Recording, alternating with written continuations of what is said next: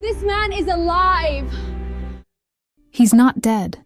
Hannah Meyer said this in the middle of the funeral of the most feared man in the region, and 3 guns pointed at her head. She'd been hired to prepare the body, standard procedure, but when she touched his neck, she felt something, minimal, almost imperceptible, warmth.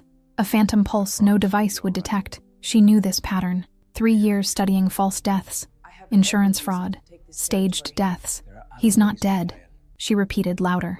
They tried to remove her by force. That's when Raphael opened his eyes, just for a second, and the world exploded.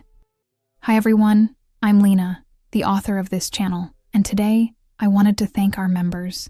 Thank you so much for your support, guys. So if you want to be featured in the next video, answer me below. What do you like most about my stories? I'll be reading all the comments. Chapter 1. He's not dead. He's alive! I felt it! The church was too cold for a sunny day like that on the Colombian coast. I felt the chill climbing up my spine as I walked down the central aisle of San Miguel, and it wasn't just from the air conditioning battling against Cartagena's heat. It was the heavy silence, dense as water, filling every inch of that Gothic space where 300 people dressed in black watched me with unblinking eyes. My first job in South America, and I was already at the center of a funeral that felt more like a coronation in reverse. The kind of ceremony where nobody cries, because everyone's too afraid to show any emotion that might be interpreted the wrong way. I shouldn't have been there, not the way I was, at least. With my hands sweating inside the latex gloves the funeral home had given me, along with instructions far too vague for what should have been a routine job. Prepare the body, check if it was presentable, make sure everything was in order for the final goodbye. Standard procedure, they told me, as if there was nothing unusual about hiring an American nurse specialized in death analysis for a funeral in Cartagena. But there was. There was something deeply wrong in that church, in that polished mahogany casket reflecting the candles like a dark mirror, and especially in the man lying inside it with an expression too serene for someone who'd supposedly taken a bullet to the head. I approached the casket slowly, feeling the weight of the stairs following me like silent spotlights. The marble floor echoed each step I took, amplifying the sound of my low-heeled boots until it seemed like the entire church was breathing to the rhythm of my walk. People moved aside when I passed, opening space as if I carried a contagious disease. And maybe I did, because truth has always been the kind of contagion nobody wants to catch. Rafael de la Vega lay there, hands crossed over his chest, wearing an impeccable black suit that looked terribly expensive. He was handsome in a way that frightened, even dead, or at least supposedly dead, with that square jaw and black hair slicked back with gel that still gleamed under the candlelight. The kind of man who commanded a room just by entering it, and now commanded an entire church even lying in a casket. But something was wrong, very wrong. The head wound was too clean, almost surgical, as if someone had drawn the exact line where the bullet should have entered and exited without causing the damage a real projectile would cause. I'd seen grazing gunshots before, working with police on insurance fraud cases, and that wasn't just a graze, it was art, if death could be art.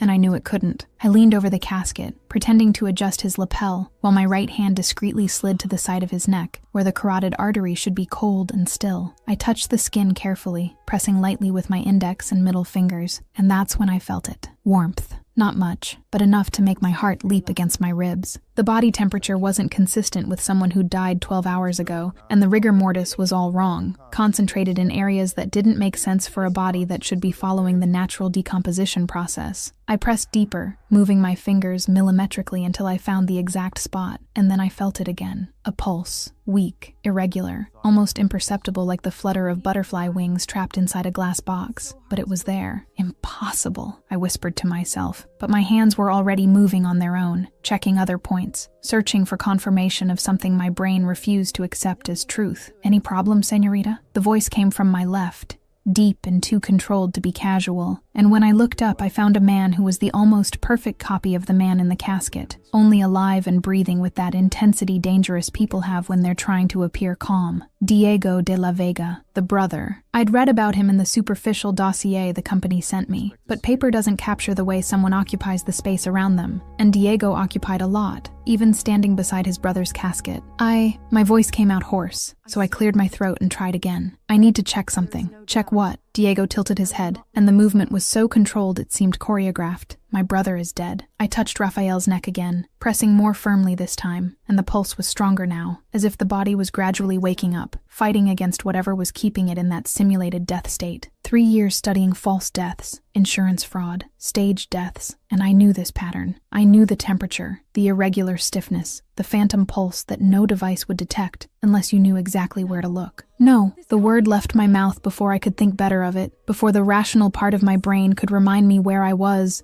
and who I was talking to. He's not. The silence that followed was the kind that precedes earthquakes. I could feel 300 people holding their breath at the same time, as if the entire church had transformed into a single organism waiting to see what would happen next. "What did you say?" Diego's voice was lower now. Dangerous, and I saw his right hand move slightly toward his waist, where there was probably a gun hidden under the expensive jacket. I straightened my spine, taking my hands off the casket and facing Diego with courage I didn't know I had. My heart was beating so hard I was certain he could hear it, but my voice came out steady when I repeated the words that would change everything. "He's not dead." The movement was instantaneous. 3 men I hadn't even noticed were nearby drew weapons in a synchronized motion that seemed rehearsed 1,000 times. The guns pointed at my head, forming a perfect triangle of cold metal reflecting the candlelight, and I heard the metallic sound of safeties being released echoing through the church like small explosions. "Señorita Meyer," a new voice entered the conversation, and a man in a white coat approached too quickly to be casual, with a professional smile that didn't reach his eyes. "You're disturbed. It's a common post-traumatic shock in professionals dealing with violent deaths for the first time. Let's get out of here and—" "I know what I'm feeling." My voice came out louder than I intended, echoing off the Gothic walls and making some people step back. "There's a pulse, weak, but present. The body temperature is inconsistent. The rigor mortis is irregular, and that's when it happened." Raphael opened his eyes. For just 2 seconds, maybe less, his eyelids lifted, revealing irises so dark they looked black even under the candlelight, and he looked directly at me. Not at Diego, not at the doctor, not at the 300 people in the church. At me. As if I was the only person in the entire universe who mattered at that moment. As if my voice had been the rope that pulled him back from wherever he'd been. Then the eyelids descended again, slow as theater curtains, and panic exploded. Screams, chairs scraping against marble, people moving in all directions at once, the doctor shouting something in Spanish too fast for me to fully understand, but I caught the words post-mortem reflex and cranial trauma amid the chaos. "Get her out! Now!" Diego was shouting, and his words cut through the air like sharp razors. Hands grabbed me by the arms, fingers digging deep enough to leave marks I knew would turn purple later. 2 men big as wardrobes pulled me backward, dragging me down the aisle while I fought, kicked, tried to break free with all the strength I had. "It's not a reflex." My voice was hoarse now.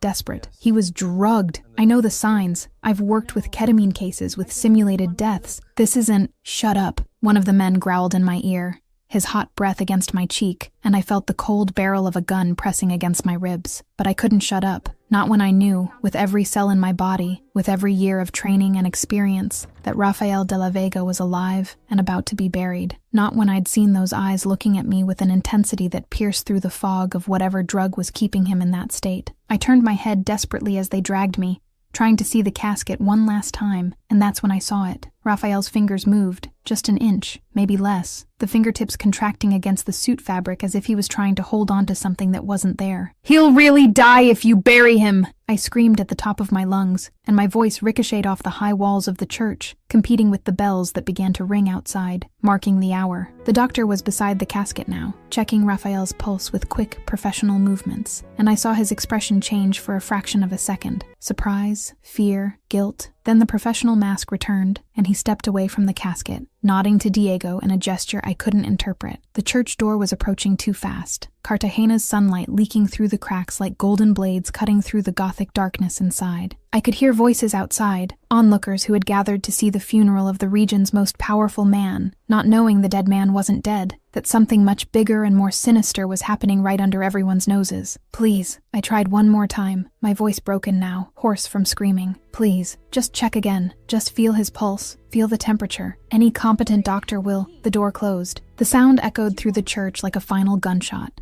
cutting my words in half and sealing my fate outside along with Cartagena's scorching sun that blinded me for a moment.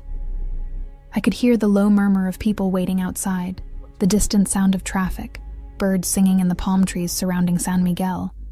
All so normal and mundane it seemed obscene after what had just happened.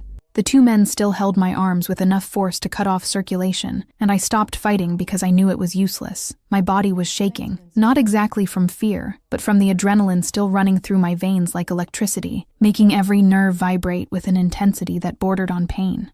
Inside, separated from me only by those heavy carved wooden doors, Rafael de la Vega lay in a casket, with his heart still beating and his lungs still pulling air at intervals so slow they seemed eternal. And nobody but me seemed to care, or worse, everyone cared, but had their own reasons for wanting him to stay exactly where he was. I had shouted the truth in the middle of a funeral full of lies, and now I was outside while the charade continued without me. But I had seen those eyes opening, had felt that pulse weak but stubborn, had touched that skin still too warm to have been dead for 12 hours. And somehow, in a way I didn't yet fully understand, this changed everything, because Rafael de la Vega had looked at me. Through the fog of drugs, in the middle of what should have been his staged death, he had opened his eyes and found me among all the people in that church, as if he recognized something in me that I didn't even know was there. One of the men said something in Spanish to the other, and I caught only fragments because my Spanish was still too basic for quick conversations, but I understood enough to know they were waiting for orders on what to do with me. The sun beat down on the top of my head, and sweat began to trickle down my neck under my tied-up hair. I could feel the onlookers' eyes on me, probably wondering who was the woman being escorted out of Rafael de la Vega's funeral by 2 armed men, but nobody approached. Nobody ever approached when guns were involved. And then, in the heavy silence of that Colombian afternoon, with the sun burning my skin and the men's hands burning my arms, I had a realization that hit me like a punch to the stomach. I hadn't been hired by accident. Someone knew exactly who I was, what I knew how to do, and brought me here specifically for this moment, to find the truth hidden in plain sight in the middle of an elaborate funeral. The remaining question was terrifying in its simplicity. Had I been brought here to save Rafael de la Vega, or to become the next disposable piece in a game I didn't even know I was playing?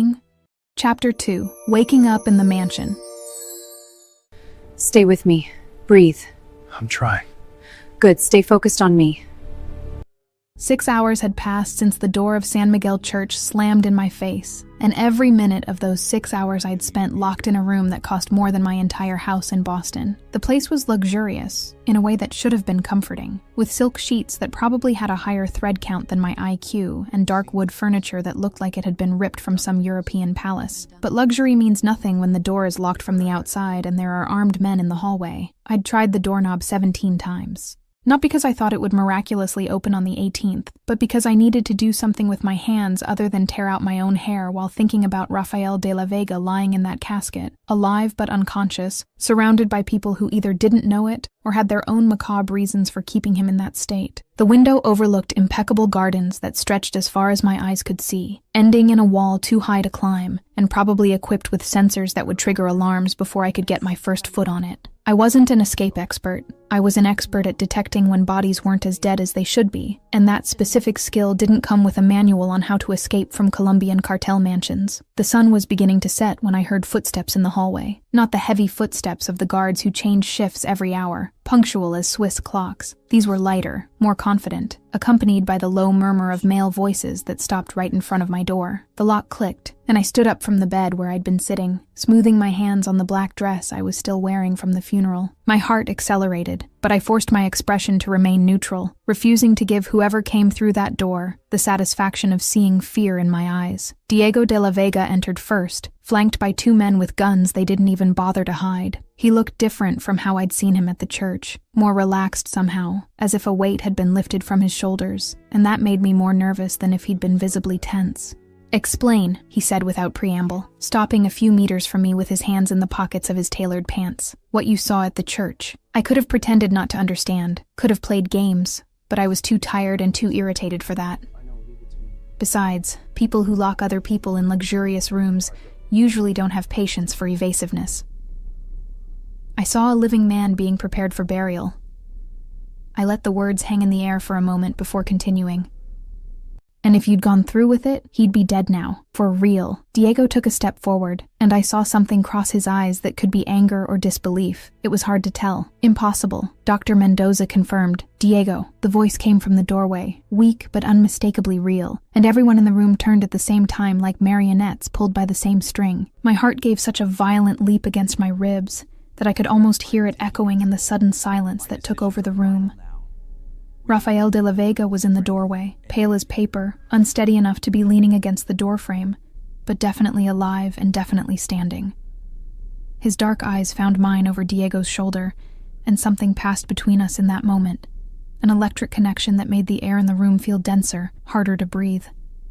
She was right. The words came out of Raphael with difficulty, as if each syllable required monumental effort, but there was a firmness underneath, a strength that not even the drugs could completely erase. Hermano! Diego moved toward his brother, shock stamped on every line of his face. How did you— But Raphael wasn't looking at Diego. He was looking at me, and the intensity of that look did something strange to my stomach, a mixture of heat and tightness that I didn't have the time or emotional energy to analyze at that moment. You, he said, and even weak his voice had that quality of command that probably made armed men obey without question. At the funeral, you brought me back. I swallowed hard, forcing my legs to move in his direction, because every professional instinct I had was screaming to examine him, check vital signs, make sure he wasn't about to pass out again. I didn't bring you back. You never died. I stopped a few inches from him, close enough to feel the heat radiating from his body, to see the dilated pupil indicating the drugs were still in his system. Can I examine you? Raphael hesitated. I could see the war happening behind those dark eyes, the struggle between the instinct not to trust anyone, and the obvious need for answers that only I could give. Then he nodded, a slight movement of his head that probably cost more effort than he wanted to admit. My hands trembled slightly when I touched his face, turning his head gently to examine the wound that was still covered with clean gauze. Someone had taken care of him in the last few hours, but the wound itself was exactly what I suspected it would be. Grazing gunshot, I murmured, more to myself than to him, but I knew everyone in the room was hearing every word. Millimeters from the lethal area, and I leaned closer, so close I could feel his breath brushing my cheek, and inhaled deeply near the wound. Smells like ketamine. High enough dosage to simulate clinical death. Ketamine? Raphael repeated the word as if it were in a foreign language. And maybe it was for him, for someone used to bullets and blood, but not the chemical nuances of how to simulate death without actually killing. I pulled back a little, just enough to look in his eyes while I explained, and found that gaze fixed on me with an intensity that made my stomach flip.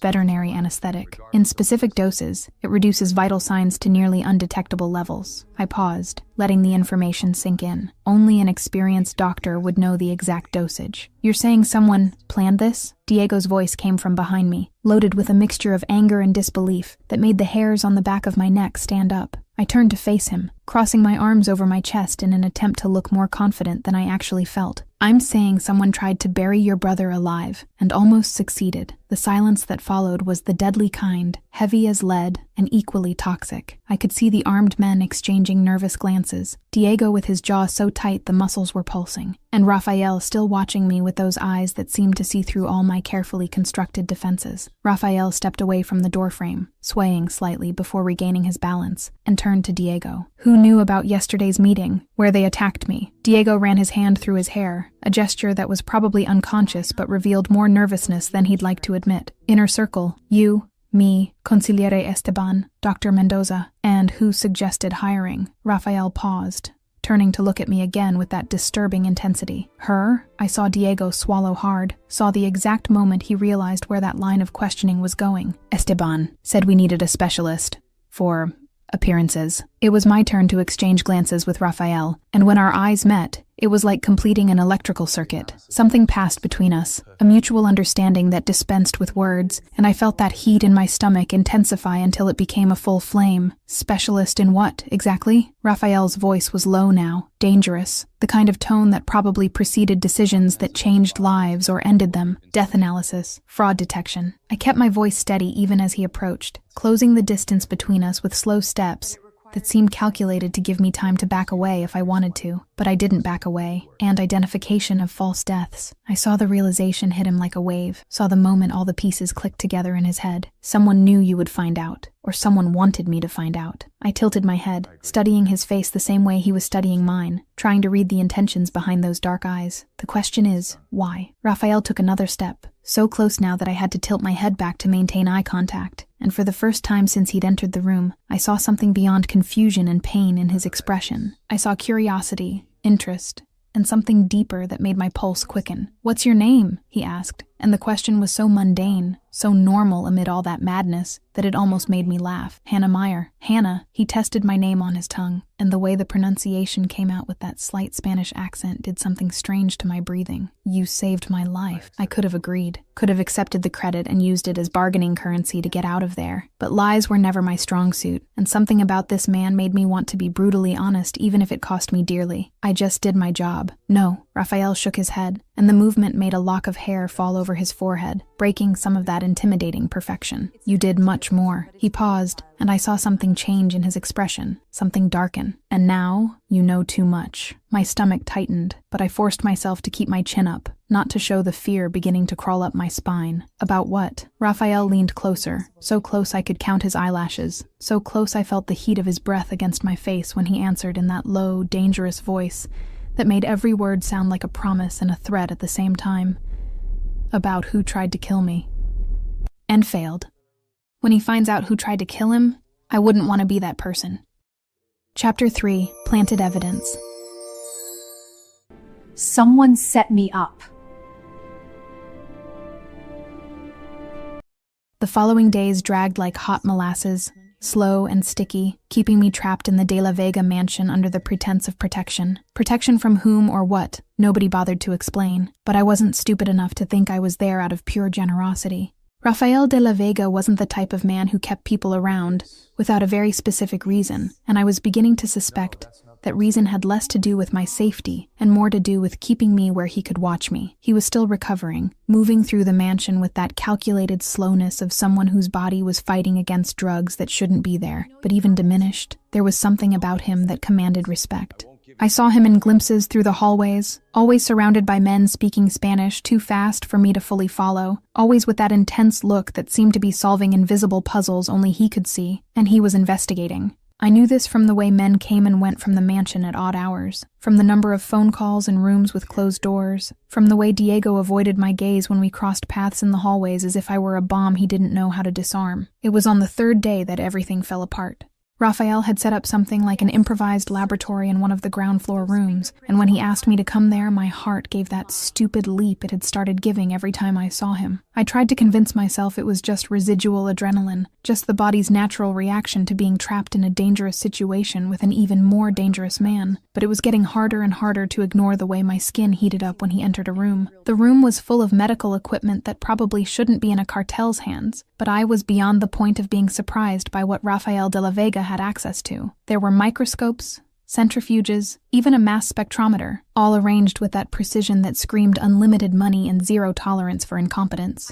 Raphael was leaning over a counter when I entered, studying something through a magnifying glass with that intense concentration that made people around him instinctively fall silent. He didn't look up when he heard me enter, just gestured with his head toward a small vial on a metal tray beside me. "Analyze this," he said, and his voice had that quality of command that admitted no arguments. I picked up the vial carefully, holding it by the cap so as not to contaminate any evidence that might still be there, and lifted it against the light. Liquid ketamine, clear as water but deadly in the right hands, or wrong, depending on perspective. It was the same type that had been used on him, I could tell by the viscosity, by the way the light passed through the liquid.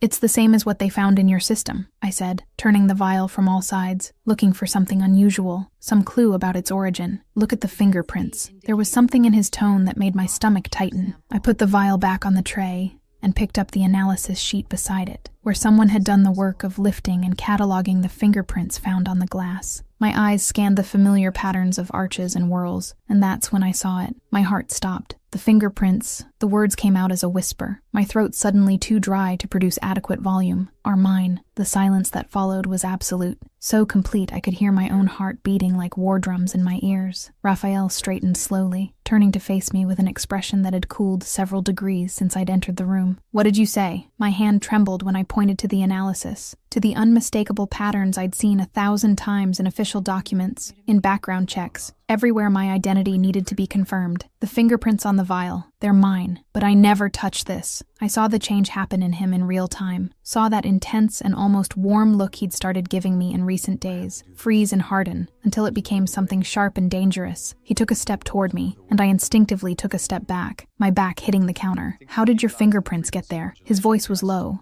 too controlled, the kind of calm that precedes violence. "Someone planted them." I managed to put force in my voice this time, turning completely to face him even with my heart trying to escape from my chest. "Raphael, you have to believe. I have to believe the woman whose fingerprints are on the weapon that almost killed me." He cut my words like a razor, each syllable sharp enough to bleed. Something inside me broke with that accusation, some part that had started to think that maybe, just maybe, Someone in that madhouse could trust me. I saved you! Why would I save you if I wanted to kill you? Raphael took another step, invading my personal space in a way that made every muscle in my body tense, prepared to fight or flee, even knowing neither option would work against him. Maybe to gain trust, access to the house, to the family. The pain that shot through my chest with those words was physical, a stab that hurt more than any weapon could hurt. Do you really believe that? The pause that followed was too long, too loaded, and I saw the war happening behind those dark eyes. Doubt fighting against logic, instinct fighting against evidence, and in the end, evidence won, because evidence always wins when you've been trained your whole life not to trust anyone.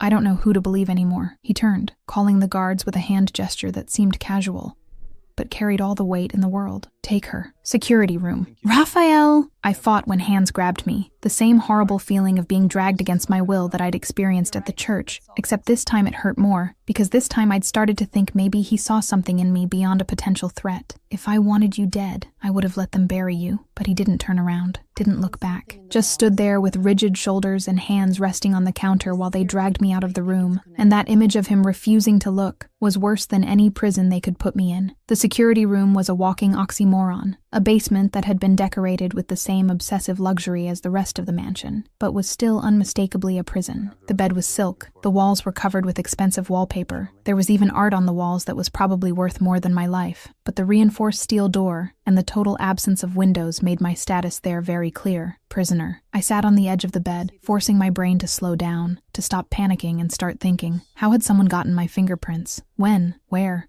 I'd been so careful, always wore gloves when handling evidence, always followed protocols to the letter because I knew that in fraud cases every detail mattered. And then I remembered. The airport. Cartagena. The immigration officer who'd asked me to press my fingers on a scanner different from the ones I was used to seeing, more elaborate, more sensitive. He'd said it was standard procedure for American visitors on temporary work, and I'd believed him because why wouldn't I? It was an international airport. There were uniformed officers everywhere. Everything seemed legitimate, but it wasn't. Someone had set me up from before I'd even set foot on Colombian soil. Someone had planned every detail, every move, bringing me here like a chess piece being pushed across the board without knowing I was playing. 6 hours passed before the door opened again. I hadn't slept, had spent the entire time reconstructing every interaction since I'd accepted this job, looking for patterns, for signs I should have seen but was too busy being grateful for the opportunity to notice. Raphael entered alone, without guards this time, and the simple fact that he came unaccompanied said more than words could say. He closed the door behind him with a soft click, standing there for a moment as if gathering courage or thoughts. I didn't know which. I didn't get up.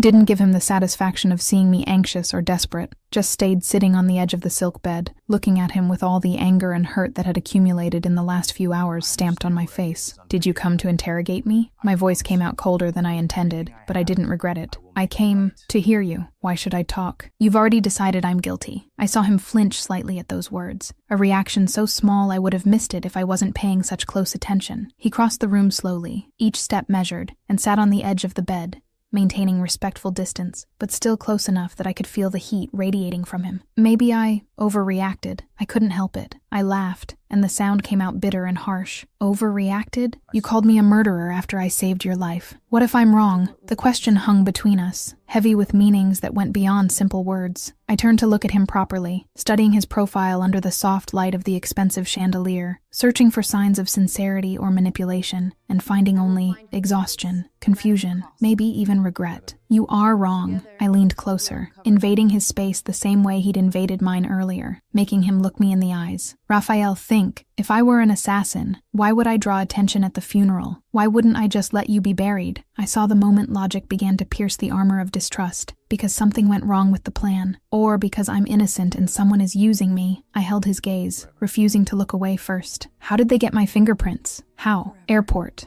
Fake scanner. Officer who wasn't an officer. The words came out fast now. Urgent. Someone brought me here, Raphael. It wasn't a coincidence. I saw the change happen in him. Saw when he stopped seeing me as a threat, and started seeing me as a victim, and I wasn't sure if that was better or worse. He processed the information in silence, that sharp brain that commanded a criminal empire working through the implications. Then he moved closer, raising his hand slowly enough to give me time to pull back if I wanted, and touched my face with a gentleness that caught me completely by surprise. His fingers were warm against my cheek, calloused but incredibly soft, and I felt my heart do that stupid thing again where it beat too fast to be healthy. "If you're lying," he began, and his voice was so low it was almost a whisper. "I'm not." I didn't pull back, didn't blink. Let him see the truth stamped on every line of my face. "If you're telling the truth, then someone very close to me betrayed me and used me as a disposable piece." Something changed in his expression. Something darkened and became dangerous in a different way, not directed at me, but at whoever was behind all that elaborate scheme. "I'm sorry for doubting." The words were simple, but their weight was immense, coming from a man who probably didn't apologize often.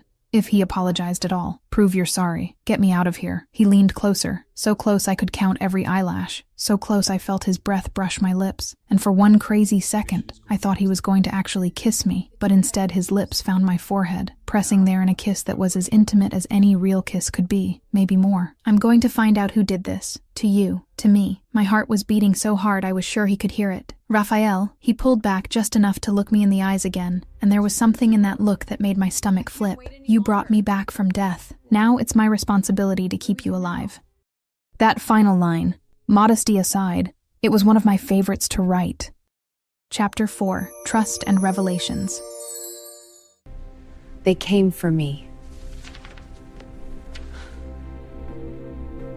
Returning to the main bedroom felt like a small but significant victory, as if Raphael was giving me back not just freedom, but trust. I could still feel the ghost of his kiss on my forehead, that surprisingly intimate gesture that had unsettled something inside me that I'd prefer to keep settled, considering the circumstances. He was standing near the window when I entered, looking out at the gardens with one hand pressed against the base of his skull, massaging something that clearly bothered him. The afternoon light sketched his profile in golden lines, and I forced my brain to stop noticing things like the shape of his jaw or the way his shoulders filled out the white shirt. "You said someone tried something similar before." He didn't turn around, keeping his eyes fixed outside, and his voice had that reflective quality indicating he was processing much more than just my words. I approached slowly, stopping beside him close enough to see what he saw, but far enough to maintain some illusion of personal space. The scar, base of the skull, small, but precise. He finally turned to look at me, and there was something vulnerable in that look that caught me off guard. Rafael de la Vega didn't seem like the type of man who did vulnerable often. I was 16,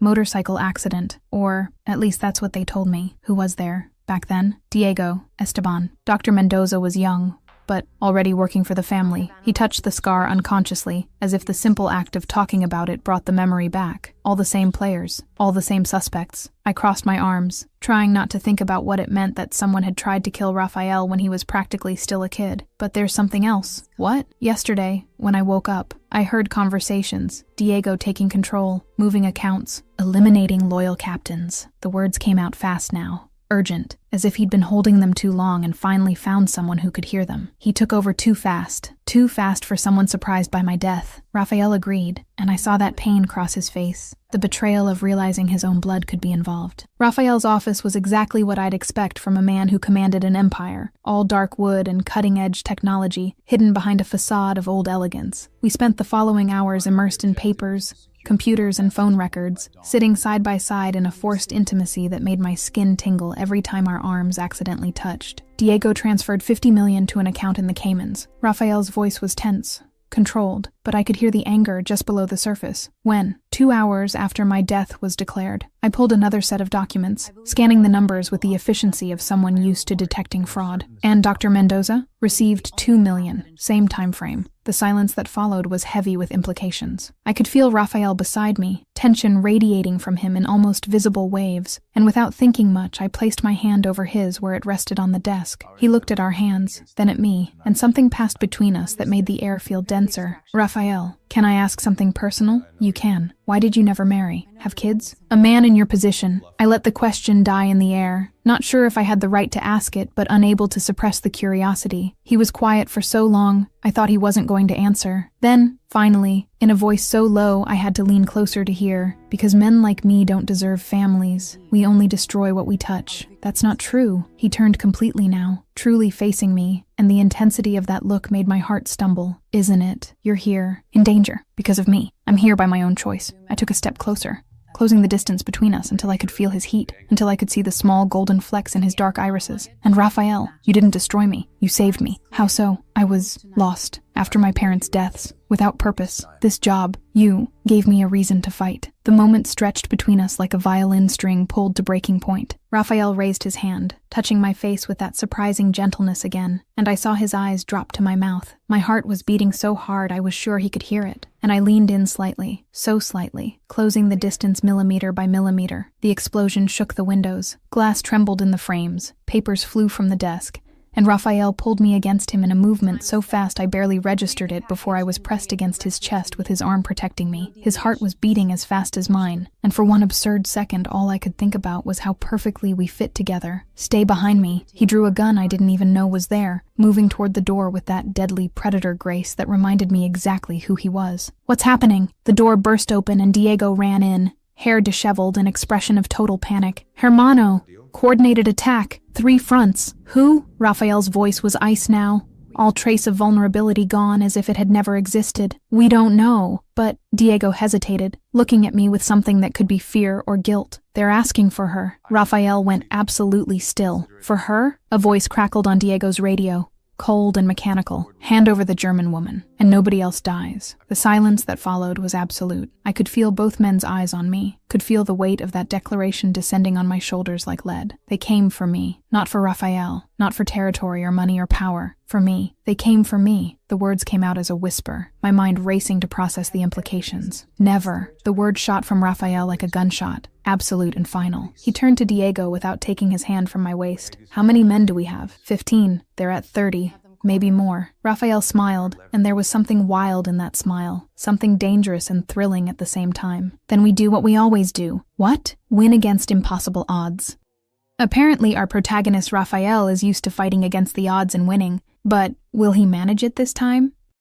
Chapter 5. Connection to the past. You knew my father?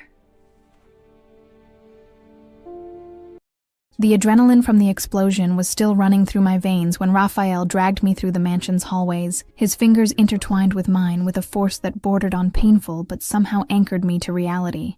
The sound of gunfire echoed from outside, distant but unmistakably real, and each explosion made my heart jump against my ribs like a caged animal trying to escape. He pushed me into a room I hadn't seen before, smaller than the others, but reinforced in a way that screamed bunker disguised as guest suite. The walls were thicker, the door was steel hidden behind expensive wood, and there was an internal lock that looked capable of withstanding an invasion by an entire army. You stay here. Don't leave for anything. The words came out as an order, but there was something more underneath, something that sounded dangerously close to fear, and Rafael de la Vega didn't seem like the type of man who did fear often. Raphael, anything, he cut me off, and then his hands were on my face, holding with that intensity that made my brain short-circuit. For a second I thought he was going to give me more instructions, more commands, but instead he kissed me. It wasn't gentle, it wasn't calculated, it was fast and intense and desperate, as if he was trying to memorize the taste of me in case he didn't come back, and my body reacted before my brain could process, my hands clutching his shirt, pulling him closer, even knowing I should push him away. I'll be back, he whispered against my lips when he finally pulled away, and there was a promise in those 2 words that made something inside my chest tighten painfully.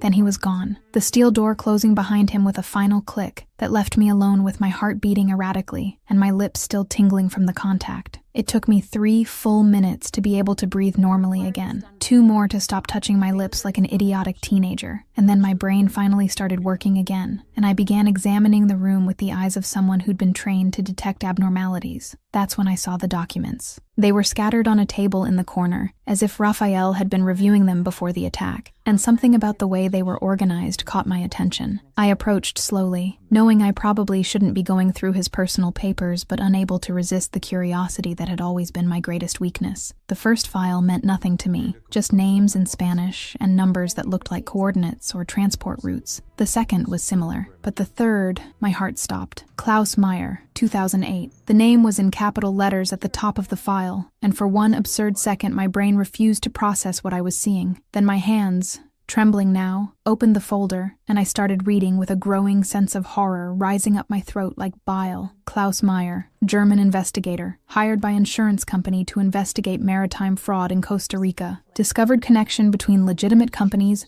and De La Vega cartel. Status: eliminated, port accident. Authorized by Consigliere E. Morales. Note: left daughter, Hannah Meyer, 14 years old. Monitoring recommended. The words swam in front of me, blurred by tears that started falling without me realizing. My father. They'd killed my father. And it hadn't been an accident like they told me. Hadn't been bad luck or being in the wrong place at the wrong time. It had been an execution, planned and authorized, and someone named Consigliere E. Morales had signed his death order. They killed my father. The words came out as a broken whisper, and then the anger came, hot and violent, burning through the tears and replacing pain with pure fury. I'd been monitored for 15 years. Since I was 14, when I was still processing the loss, when I still woke up in the middle of the night expecting to hear my father's voice calling me for breakfast. Someone had watched me grow up, had followed my career, had waited until I developed exactly the skills they needed for this specific moment. The sound of gunfire had stopped outside. The silence that followed was somehow worse, full of possibilities my brain didn't want to consider. I was about to do something stupid like open the door and leave when I heard footsteps approaching, quick but irregular, as if someone was injured. The door opened, and Raphael entered, and even through the anger, I felt relief seeing he was alive. There was blood on his shirt, a cut on his arm that looked superficial but was still bleeding, and his eyes found mine immediately. "We did it. They fled," he began, but then he saw the papers in my hand, saw the expression on my face, and stopped. "What did you find?" I didn't trust my voice not to break, so I just showed him the document, turning it so he could read. I saw shock cross his face, followed by understanding, and then something that could be horror. "My father. You killed my father." "Hannah, I didn't know." The words came out fast, desperate, and he took a step toward me with his hands raised as if I were a frightened animal that needed to be calmed. Something inside me broke. "You didn't know? Your cartel, your consigliere." My voice was rising now, hysterical, and part of me knew I was losing control but couldn't stop. "In 2008, I was 21. Esteban controlled operations." "I never saw this," Raphael shouted back, and there was raw truth in those words that cut through my anger like a knife. "But now you see it." The tears were falling again, hot and bitter. "All this time, I was brought here because of what my father discovered." "Hannah, listen." "No." I pushed him when he tried to approach, my hands against his chest, leaving ink stains from the document on his bloodied shirt. "You kissed me knowing your family killed my father." "I didn't know." His voice broke on the last word, and I saw something pass through his eyes that made my anger hesitate. And he stopped, taking the document from my hand carefully, rereading with attention that made his expression change. "Wait, what?" "Monitoring recommended." He read the words aloud, then looked at me with new intensity. "They watched you for 15 years, knew where you were, what you studied." The realization hit me like a punch to the stomach. The specialization in false deaths. It wasn't a coincidence. They waited until you had the right skills for this moment. Raphael paused, and when he continued, his voice was lower, more dangerous. "You were molded to save me or to kill me." The silence that followed was absolute. I could hear my own heart beating, could hear his breathing, could hear the distant tick-tick of a clock somewhere in the mansion marking seconds that seemed eternal. Why? Why save me if they killed my father? Raphael was quiet for a long moment, his eyes still fixed on the document, as if reading between the lines, something only he could see. "Because maybe whoever killed your father isn't who set up my death." "What do you mean?" "Two different plans. Two playmakers." He finally looked at me again, and there was something in his eyes that made my skin crawl. "Someone wanted your father dead in 2008. Someone else wants to control you now." Before I could process that, his phone rang. Raphael answered, and I saw the tension increase in his shoulders as he listened to whoever was on the other end. "Hermano, Consigliere Esteban wants to talk urgently about her." Diego's voice was muffled, but I could hear through the phone. "Where?" "He's coming here. Now." Raphael hung up and turned to me with an expression that made my stomach sink. "He can't know you saw this." "Why?" "Because if he ordered your father's death." Raphael paused, and I saw real fear in his eyes for the first time since I'd met him. "You're next." Chapter 6. Confrontation with the Consigliere. Don't touch me. Ever. The waiting was the worst part. Raphael made me put the file back in the folder, hide it under the other documents as if I'd never seen it, as if the words weren't engraved in my memory with the precision of fresh scars. He cleaned the blood from his arm with an efficiency that spoke of too much practice, changed his stained shirt for a clean one, and then positioned me beside him with his hand resting protectively on my back. "Don't react. he whispered in my ear as we heard the sound of cars arriving outside. No matter what he says, don't let him see that you know. I wanted to ask how exactly I was supposed to not react to being in the same room with the man who'd ordered my father's death, but I didn't have time because the door opened and Esteban Morales entered as if he owned the place. Which, considering his history with the De La Vega family, maybe he thought he did. He had those well-lived 60 years that rich men can buy, graying hair slicked back with expensive gel, Italian suit, and eyes that had that quality of someone who'd seen too much and done worse, the kind of man who smiled while signing death sentences and slept perfectly well afterward. Rafael Mijo. His voice was warm, almost paternal, and made me want to vomit. What a terrible scare. Thank God you're alive. He crossed the room and hugged Rafael with that familiarity of someone who had the right. And I saw Rafael return the hug, even knowing now what Esteban was capable of, even suspecting the man in his arms could be responsible for everything. The mask. All of us wearing masks, pretending to be people we weren't to survive one more day. When Esteban pulled back, his eyes landed on me, and I felt that gaze assess me from head to toe with the precision of someone cataloging merchandise. There was something in his eyes, a recognition that made the skin on the back of my neck crawl, as if he knew me in a way that went beyond this moment. Ah, the German nurse. He took my hand before I could pull back, kissing my knuckles with that old-school gallantry that would have been charming if it hadn't come from a murderer. Heroine of the day. The touch of his lips on my skin made my stomach turn. I just did my job. The words came out mechanical,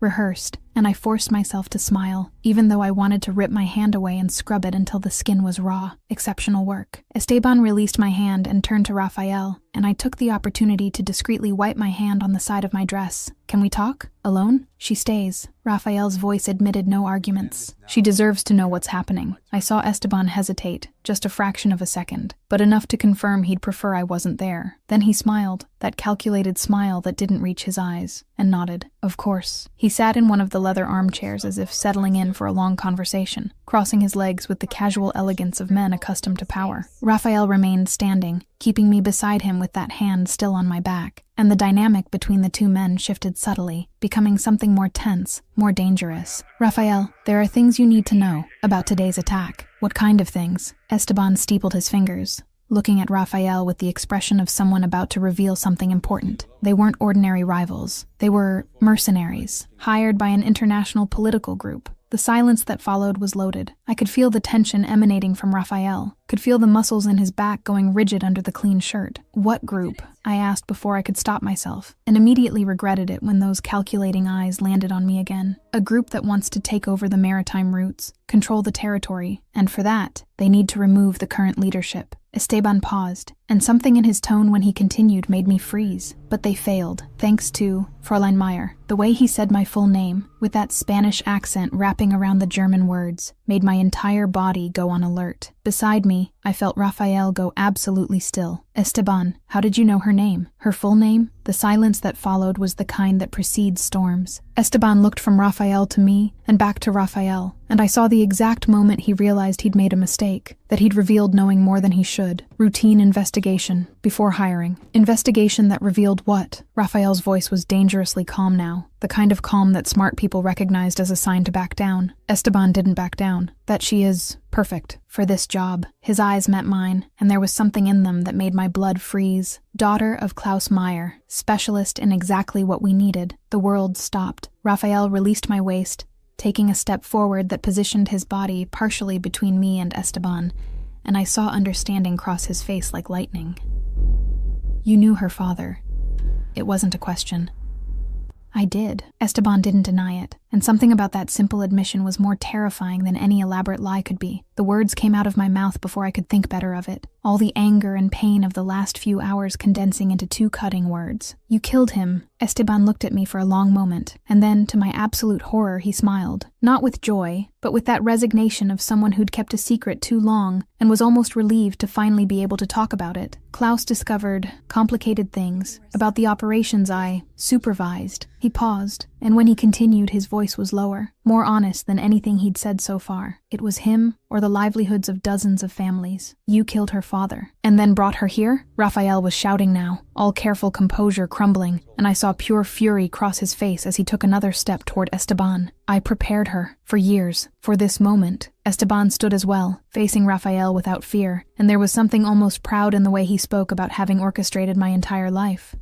To save you, Raphael. Why? My voice came out broken, hoarse, and both men turned to look at me. Because I knew someone would try to kill you, and I needed someone with the right skills to detect it and prevent it. Esteban looked at me with something that could be respect if it came from anyone else. You were my insurance, Hannah, my guarantee that Raphael would survive. Who would try to kill me? Raphael was closer to Esteban now, dangerously close, and I could see the controlled violence in the way his muscles were tense. Esteban was quiet for so long I thought he wasn't going to answer. Then, in a voice so low I could barely hear it, he said the word that would change everything. Your brother. The explosion was instantaneous. Liar. Raphael grabbed Esteban by the collar of his expensive suit, pulling him up until the older man's feet barely touched the floor. Diego has been selling the territory to foreign investors for months. Your death was necessary to finalize the transaction. The words came out of Esteban without emotion, just facts presented with that brutal efficiency that was part of his life. And you knew this? My legs carried me closer before I could think better of it. And now I was beside Raphael, looking at Esteban with all the accumulated rage. I suspected. That's why I brought you, to expose it and save Raphael. Esteban met my eyes, and there was sincerity there that was somehow worse than any lie. I molded you for a purpose, Hannah, and you fulfilled it perfectly. Consigliere, you shouldn't have told them. The voice came from the doorway, and we all turned at the same time to see Diego standing there, his face pale, and his eyes fixed on Esteban with a mixture of fear and anger that made the air in the room even denser. Raphael released Esteban, turning slowly to face his brother. Diego, is it true? I saw the struggle happen on Diego's face, saw the moment he realized there was no going back, that everything had been exposed, and now he had to choose between lying and prolonging the inevitable, or embracing the truth and facing the consequences. He chose the truth, or at least, his version of it. Diego pulled his gun in a movement so fast I barely had time to process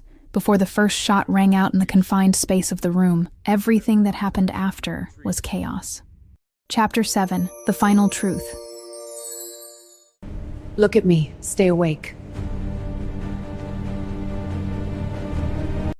The sound of the shot echoed through the room like thunder, too loud, too violent, and my brain took a full second to process what was happening. Diego had fired. The brother had actually shot his brother, and Raphael was staggering backward with his hand pressed against his chest, where the red stain was spreading across the white fabric of his shirt, like a macabre flower blooming in slow motion. Raphael! The scream tore from my throat before I could think, and my body moved on pure instinct, throwing myself between him and Diego before the second shot could be fired. All my medical experience, all the years of training, condensed into that single protective movement that was probably the stupidest and most right thing I'd done in my entire life. I felt Raphael's hands grab my waist, trying to push me aside, but I refused to move. Diego's eyes met mine, and there was desperation there, a madness born of being cornered with no way out, and I saw his finger begin to squeeze the trigger again. The second shot never came. Instead, 2 other shots exploded in rapid sequence, so close they sounded almost like one, and Diego jerked with the impact before falling to his knees. Blood ran from his mouth, staining his teeth red, and the gun fell from his slack fingers,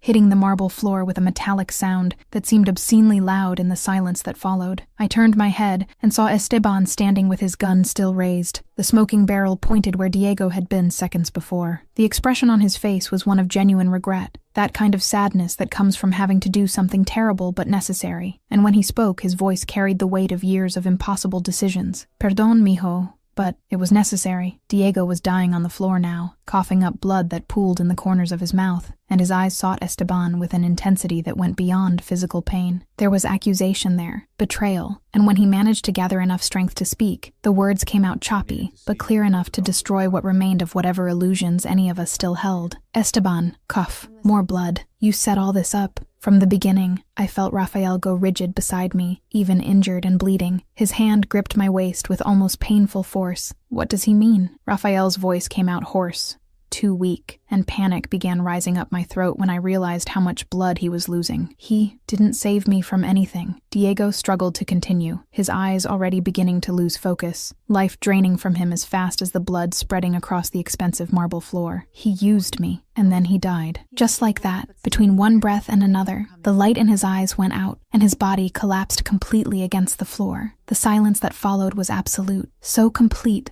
I could hear the sound of Rafael's blood dripping on the floor, could hear Esteban's heavy breathing, could hear my own heart beating like war drums in my ears. "We need to stop the bleeding," I began, turning to Rafael and trying to move him away from the wall where he'd been leaning. But Esteban spoke, and his voice froze me in place. "Rafael." The tone was different now. All pretense of cordiality had disappeared, leaving only that cold efficiency of a businessman discussing transactions. "You were always too smart. For your own good." Rafael looked at his godfather, at the man who had raised him since he was 10 years old, and I saw understanding spread across his face like poison.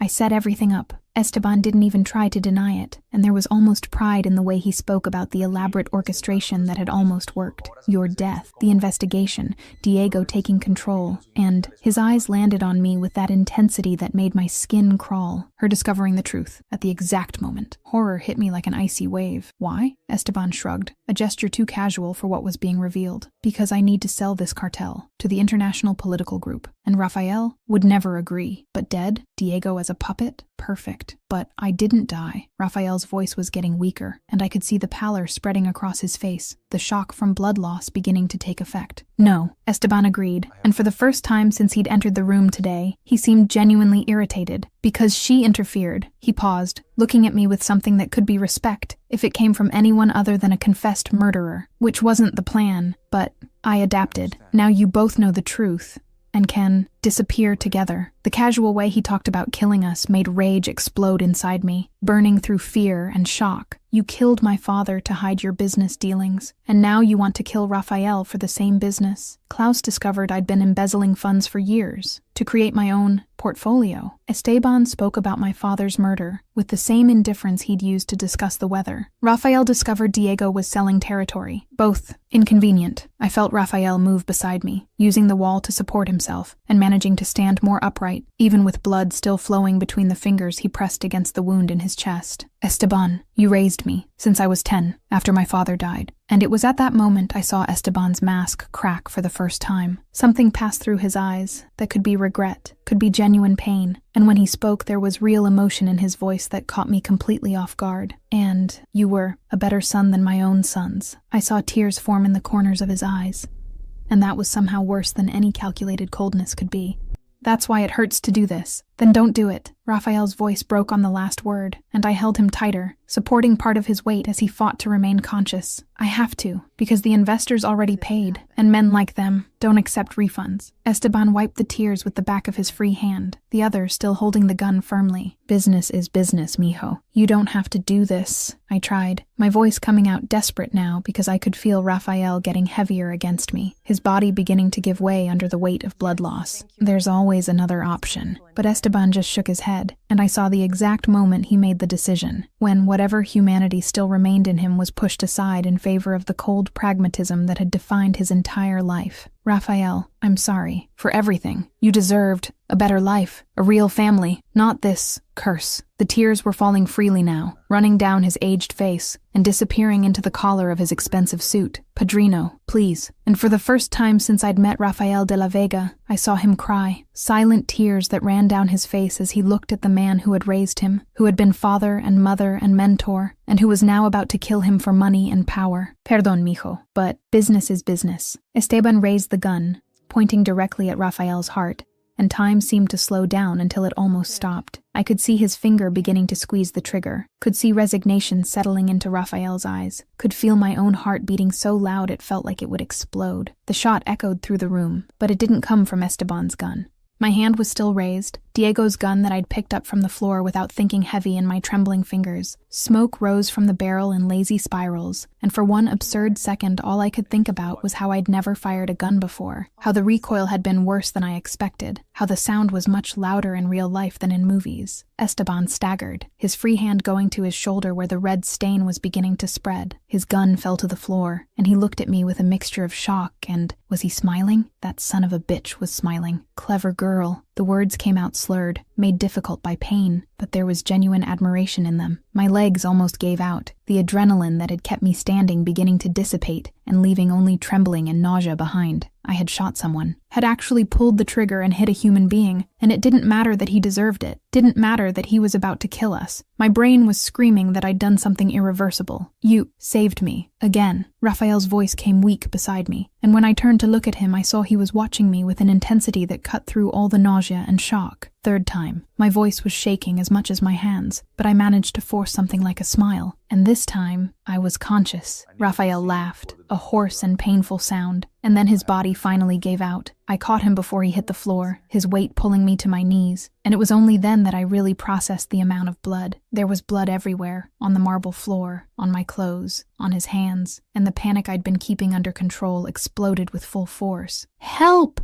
I screamed toward the door, knowing there had to be guards somewhere, that someone had to have heard the shots. Someone help! Esteban was on the floor too now, pressing his hand against his wounded shoulder, and our eyes met across the blood-stained room. There was something in his gaze I couldn't decipher, something that could be respect or regret, or just the awareness that he had finally met someone who had outsmarted him. "You're exactly like your father," he said, his voice getting weaker with each word. He never gave up either. The words should have made me feel pride, or anger, or anything, but all I could feel was Raphael's weight in my arms, his breathing getting shallower, life draining from him as fast as the blood that wouldn't stop flowing no matter how much pressure I applied to the wound. "Hold on, Raphael," I whispered against his hair, holding him tighter. "Just hold on, please." The door burst open, and armed men flooded the room, but I barely registered their presence. All that mattered was the man in my arms, his pulse that I searched for with desperate fingers, his breathing that continued even weak, even irregular, but continued. And as the paramedics arrived and pulled me away from him, as they began to work with that professional efficiency that came from dealing with gunshot wounds regularly, all I could think was that I had saved Rafael de la Vega 3 times now, and that absolutely nothing would stop me from continuing to save him, as many times as necessary, until he was finally truly safe. Chapter 8. Recovery and Control. You're not leaving me. The first 72 hours after Raphael's surgery were the longest of my life. The private hospital the cartel controlled was equipped better than many American public hospitals I'd seen, with cutting-edge technology hidden behind pristine white walls and a medical team that didn't ask questions and didn't leave official records. The kind of place where men like Rafael de la Vega could be saved without authorities ever knowing they'd been injured. I didn't leave his side once in those 72 hours. The doctors had offered me a room, a comfortable bed where I could rest while Rafael was in post-operative recovery, but the simple idea of being in a different room from him made my chest tighten with an anxiety I didn't want to analyze too closely. So I stayed, sitting in the uncomfortable chair beside his bed, watching the rise and fall of his chest under the white sheets, counting each breath as if it were precious treasure. The surgery had been successful, the doctors said with that professional confidence that came from too much experience with gunshot wounds. The bullet had punctured the lung, but had missed the heart by inches, and if I hadn't applied immediate pressure to the wound, he would have bled to death before the paramedics arrived. They talked about it as if it were just another day at work, but I could still feel his blood on my hands even after washing 50 times, could still see the pallor spreading across his face as life drained away. It was on the morning of the 3rd day that he finally truly woke up. There had been moments of semi-consciousness before, brief periods where his eyes opened without really seeing, where he murmured things in Spanish I didn't fully understand, but nothing indicating he was really present. Until now. "Hannah?" My name came out as a hoarse whisper, his voice rough from so much time with the breathing tube, and I leaned forward so fast I almost fell out of the chair. His eyes were open, really open this time, and focused on me with that intensity that had struck me since the first time I saw him wake up in that church months ago. "I'm here." The words came out loaded with all the relief I'd been holding, and I took his hand between mine, squeezing carefully so as not to hurt the bruises from the IVs. "You're okay. The surgery was successful." I saw relief pass across his face, quickly followed by concern that made his eyebrows furrow. "And Esteban?" The question caught me by surprise, not by the question itself, but by the way he asked it, as if the answer mattered more than his own recovery. "Alive, in custody, talking, a lot." Raphael closed his eyes for a moment, processing the information. And when he opened them again, there was something heavy in them that made my heart squeeze. Telling what? Everything. Names, bank accounts, international investors. I paused, choosing the next words carefully because I knew they would hurt. "He wants a deal." "What kind of deal?" "Information in exchange for his life. He says that he loves you like a son, and that dying at your hands would be an honor." The silence that followed was long and loaded with emotions I could see fighting behind his eyes. Pain, anger, love, betrayal, all mixing into a knot so tight I wasn't sure he'd ever be able to untangle it. "He raised me, Hannah. After my father died, he was all I had." Raphael's voice broke slightly on the last word, and I squeezed his hand harder. "I know, and that's why it hurts so much." He looked at me with genuine surprise, as if he didn't expect me to understand. "How do you know?" "Because I saw you cry, when you thought you were going to lose him forever." I brought his hand to my lips, kissing his knuckles gently, even knowing what he did. Raphael was quiet after that, processing everything that had happened, everything that had been revealed, and I let him have that time, because I knew some things couldn't be resolved with words or quick actions. Some wounds needed time to heal, and emotional ones always took longer than physical ones. Weeks passed in a blur of recovery and reorganization.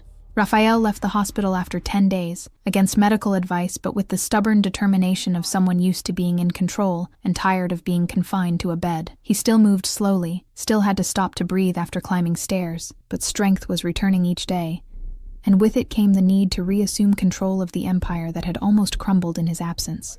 The first official meeting with the remaining captains took place in a conference room in the De La Vega mansion, decorated with the same obsessive luxury as the rest of the property, but with an air of seriousness lacking in other spaces. There were 15 men seated around the mahogany table, all dressed in expensive suits, all with that air of contained violence that came from living in a world where power was measured in bullets and territory. I was sitting beside Raphael, not because he needed me there, but because he had insisted, saying I had earned the right to be present in any decision affecting the cartel's future. The men had looked at me with curiosity when I entered, but none had questioned the presence of an American woman at the meeting, and I suspected the story of how I'd saved Raphael 3 times had already spread throughout the organization. Raphael stood up, leaning slightly on the table but with upright posture and firm gaze that commanded immediate respect. "Esteban Morales will be tried for treason. Sentence, perpetual exile. Accounts frozen. No right of return." The silence that followed was absolute. I could see the men exchanging glances, processing the decision that probably wasn't what they expected. One of the older captains,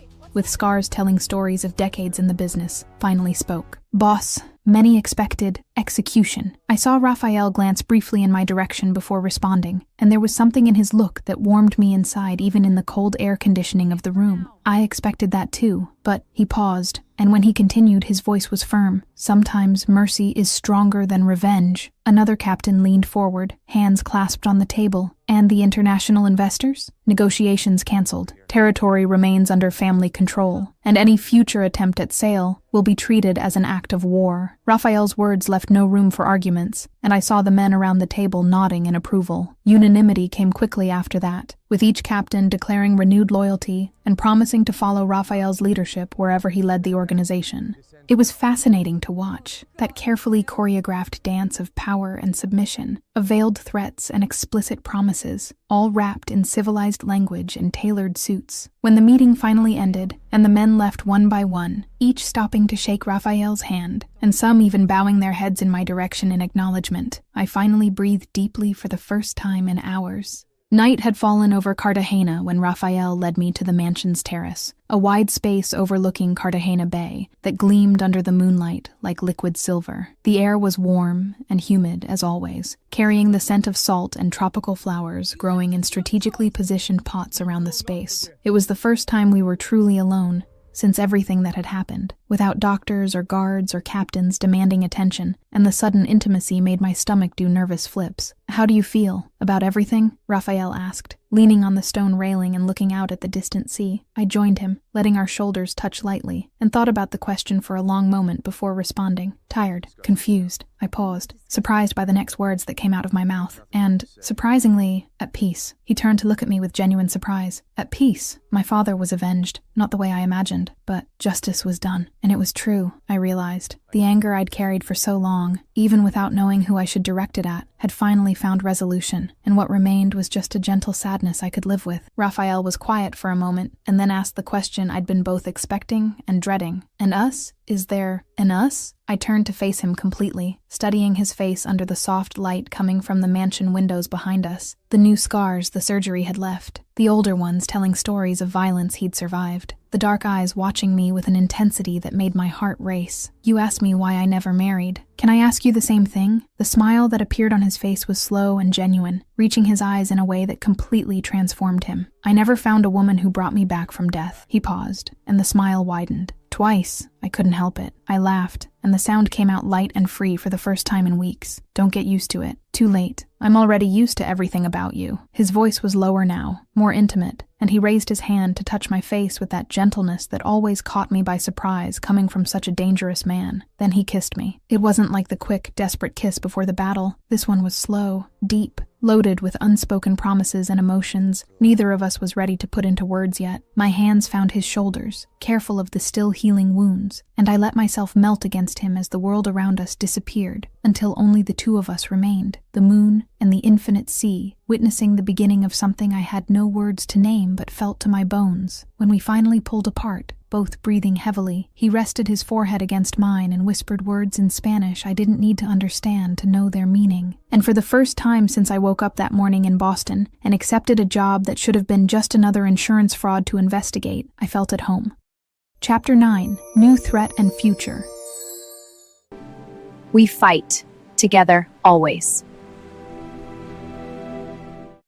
3 months had passed since the night everything changed, and the Cartagena morning had that golden quality only the Caribbean could produce, with the sun rising over the bay and painting everything in shades of amber and honey. I was sitting on the De La Vega mansion's veranda, watching the city slowly wake up, while holding a cup of Colombian coffee that was cooling between my fingers because I was too busy admiring the view to actually drink it. Life had found a strange but comfortable rhythm in recent weeks. Raphael had consolidated control of the cartel with an efficiency that was both impressive and slightly terrifying, eliminating disloyal elements and reinforcing alliances with those who had proven their loyalty during the crisis. The organization was stronger now than it had been in years, the captain said, and all because Raphael had survived the impossible and returned more determined than ever, and I had stayed. Not because I had to stay, not because I was trapped or obligated or without options, but because I had chosen to stay. The truth was simple and complicated at the same time. I had fallen in love with Rafael de la Vega somewhere between saving him from death the first time and seeing him cry in the arms of the man who had betrayed him, and now the simple idea of returning to Boston and resuming my old life seemed absurd, like trying to wear clothes that no longer fit. "There's something I need to tell you." Raphael's voice came from behind me, and I turned to see him standing in the veranda doorway with that serious expression he used when he was about to reveal something important. His tone made my stomach tighten slightly, that instinct that had been sharpened by months of constant danger, telling me that whatever he had to say wouldn't be something simple. Good or bad, he crossed the veranda and sat in the chair beside me, taking my free hand and intertwining his fingers with mine in a gesture that had become as natural as breathing. Both, Esteban, talked more, in prison. The mention of Esteban's name still did something strange to my chest, a mixture of anger and sadness for everything that had been lost, for all the lives that had been destroyed by one man's greed and ambition. About? The investors who wanted to buy the territory. They weren't just investors. It was a consortium, governments,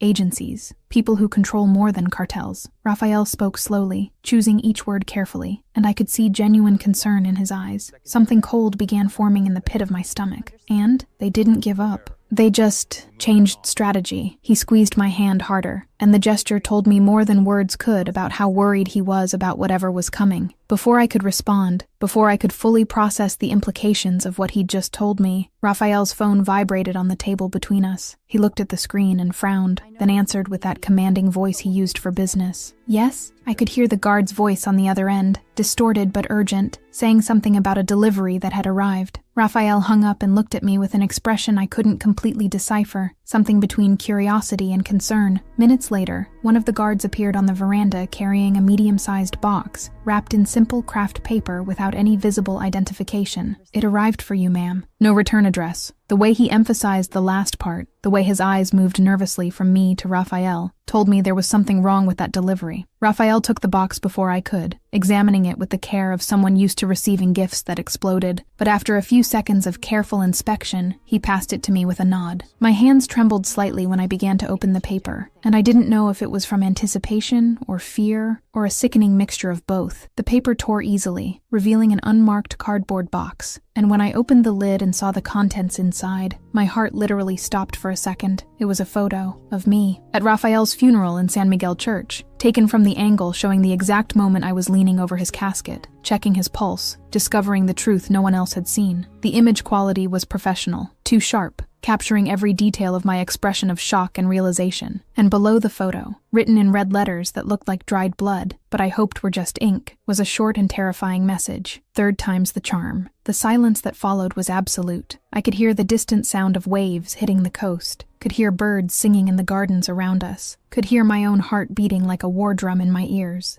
But none of it seemed real. Everything was happening too far away, as if I were seeing everything through thick glass that distorted sounds and sensations. "They'll come after you." Raphael's voice was low, dangerous, loaded with a cold anger I'd only seen a few times and that never failed to remind me exactly who he was. "Why me?" "You're the target." The words came out automatic, my brain still trying to process the implications of that photo, that message, the fact that someone had been there in that church months ago, photographing, planning, waiting for the right moment to use this against me. Raphael took the photo from my hands, studying it with that focused intensity that meant his brain was working at maximum speed, connecting dots I didn't even know existed. "Because now they know. You're my weakness." He paused, and when he continued, there was something heavier in his words. "And because you have skills that they can use." "Use how?" My voice came out louder than I intended, bordering on hysterical, because the idea of being used again, of being turned into a tool in the hands of people I didn't even know, filled me with a rage that competed with fear, to detect false deaths, or to create them. Raphael's words fell between us like stones, heavy with implications that made my stomach turn. The silence stretched for long seconds as I processed that, as my brain finally caught up with what my instinct already knew. I wasn't just the woman who had saved Rafael de la Vega. I was a valuable asset, someone with specialized knowledge that could be used for purposes far more sinister than simply detecting insurance fraud. Raphael, the people you trusted most in your family betrayed you, and a stranger was the most trustworthy. What does that mean? I wasn't sure why I asked that question at that moment, but somehow it seemed important, as if the answer could change everything. I saw something change in his face, the carefully constructed defenses dissolving until only that rare vulnerability he only showed me remained. He took both hands around mine, holding with that intensity that made my heart race. "It means that true family isn't blood, it's choice." His eyes met mine, and there was a sincerity there that cut through all the fear and uncertainty. "And I choose you, every day, forever." The tears began to fall before I could stop them, hot and fast. But they weren't tears of sadness. They were of relief, of gratitude, of love I'd been holding for so long that it finally found expression. Even knowing that being with me means constant war, the smile that appeared on his face was slow and genuine, reaching his eyes and completely transforming his features. Especially because of that, he leaned closer, and his voice got lower, more intimate. "You brought me back from death, twice. Now, teach me how to live." And then he kissed me, and the entire world disappeared. There were no threats.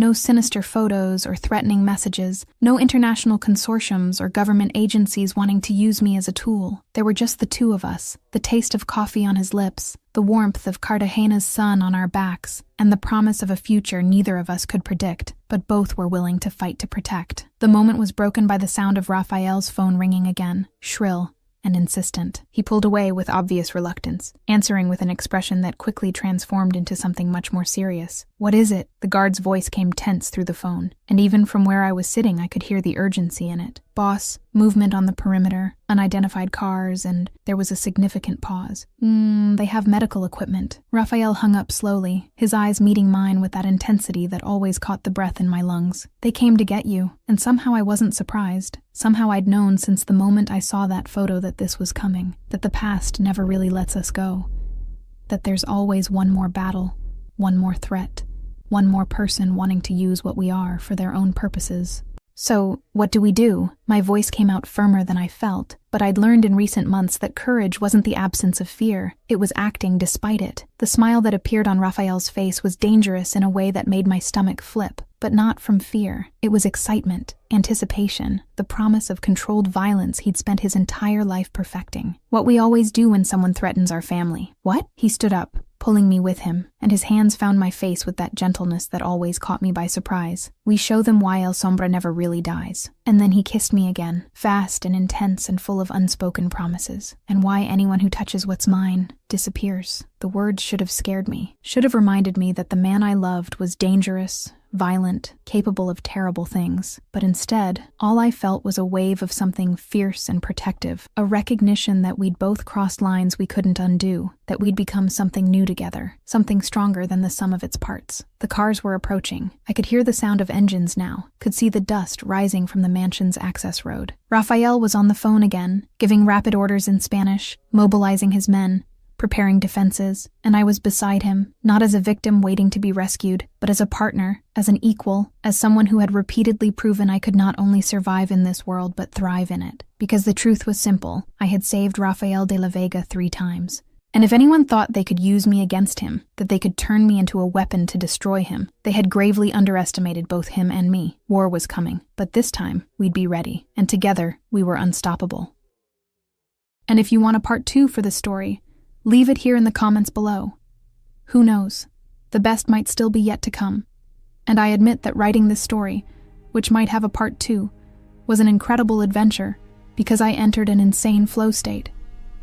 Living in Hannah's head gave me all kinds of emotions, especially in Chapter 5, when she discovers about her father. I had to get up and walk around the room because her rage was suffocating me.